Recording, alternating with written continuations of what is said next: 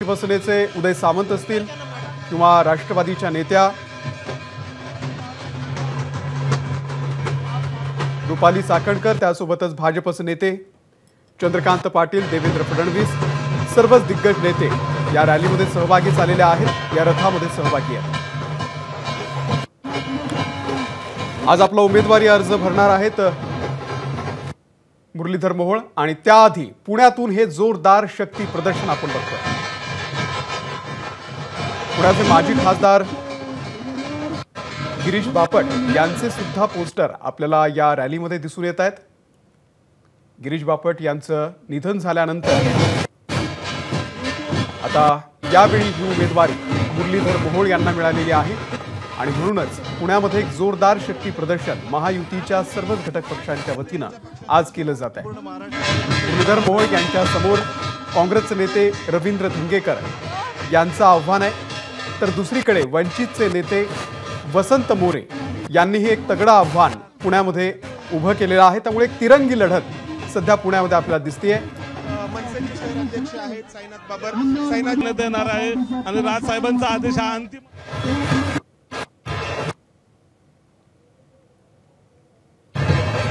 आणि मोहोळ यांच्या रॅलीमध्ये आता उपमुख्यमंत्री देवेंद्र फडणवीस हे सुद्धा सहभागी झालेले आहेत।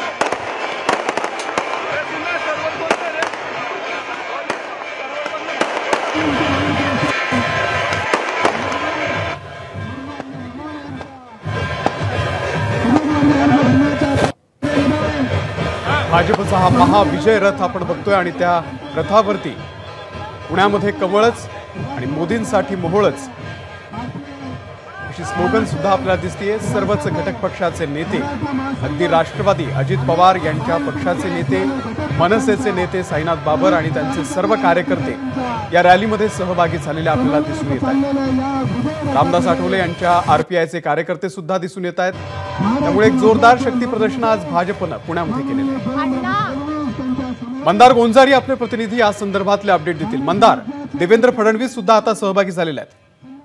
देवेंद्र फडणवीस आहेत आणि त्याचबरोबर महायुतीचे सगळे जे पदाधिकारी आहेत, नेते आहेत, ते या रॅलीमध्ये आपल्याला पाहायला मिळत आहेत। पुण्यातील कोथरूड मधील छत्रपती शिवाजी महाराजांच्या पुतळ्याला अभिवादन करून मुरलीधर मोहोळ यांच्या या रॅलीला सुरुवात झालेली आहे आणि कर्वे रस्त्यावरून ही रॅली आता मार्गस्थ होते आणि पुण्यातील डेक्कन मधल्या छत्रपती संभाजी महाराजांच्या पुतळ्यापर्यंत ही रॅली पोहोचणार आहे।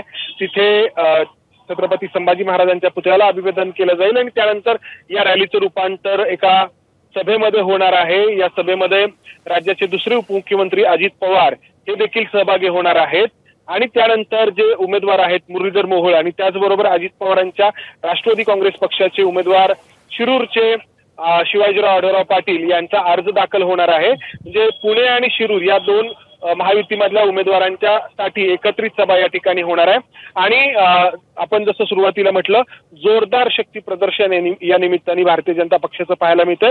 पुणे महापालिकेमध्ये जे सरलेलं महापालिकेचं जे कार्यकाळ होता त्यामध्ये भारतीय जनता पक्षाचे 100 नगरसेवक होते आणि या सगळ्या नगरसेवकांची उपस्थिती आपल्याला या ठिकाणी पाहायला मिळते।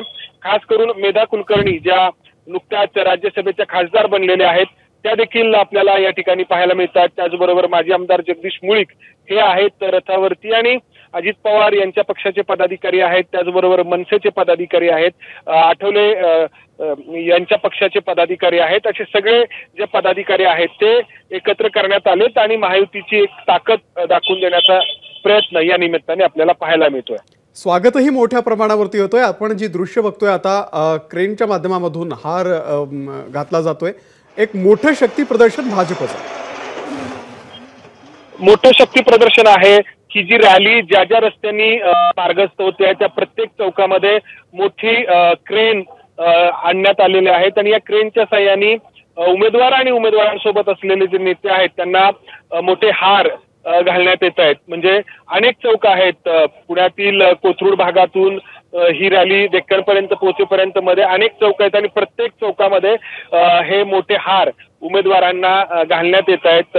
महायुतीच्या प्रत्येक नेत्याकडे पदाधिकाऱ्याकडे याची जबाबदारी देण्यात आली आहे. ऐन दुपारची वेळ आहे खरं तर, मात्र तरी देखील आपण पाहतो आहोत भारतीय जनता पक्षाकडून जोरदार शक्ती प्रदर्शन एका मोठ्या संख्येने कार्यकर्त्यांना रस्त्यावरती उतरवून करण्यात येते आणि त्यातही कोथरूडमध्ये हे शक्ती प्रदर्शन करण्यात येते, जिथे भाजपचा बालेकिल्ला म्हटला जातो. मागील वेळी या लोकसभा मतदारसंघाची जी निवडणूक झाली होती त्या लोकसभा मतदारसंघाच्या निवडणुकीत कोथरूड या विधानसभेच्या मतदारसंघातून त्यावेळेचे जे उमेदवार होते भारतीय जनता पक्षाचे स्वर्गीय गिरीश बापट यांना 1,10,000 मताधिक्य मिळालेलं होतं. इतकं मोठं मताधिक्य कोथरूडने दिलेलं होतं आणि आता या कोथरूडमध्येच मुरलीधर मोहोळ यांची ही रॅली निघालेली आहे आणि अर्थातच मुरलीधर मोहोळ यांच्यासमोर आव्हान देखील आहे काँग्रेसचे रवींद्र धंगेकर यांचं. रवींद्र धंगेकर हे देखील मुरलीधर मोहोळ यांच्याप्रमाणेच महापालिकेच्या नगरसेवक पदापासून आपली कारकीर्द सुरू केलेले नेते आहेत आणि तेवढेच तुल्यबळ मानले जातात. कसबा विधानसभेच्या पोटनिवडणुकीत त्यांनी मिळालेल्या विजयानंतर मुरलीधर मोहोळ यांना भारतीय जनता पक्षाने उमेदवारी दिली आहे. एबीपी माझा, उघडा डोळे बघा नीट.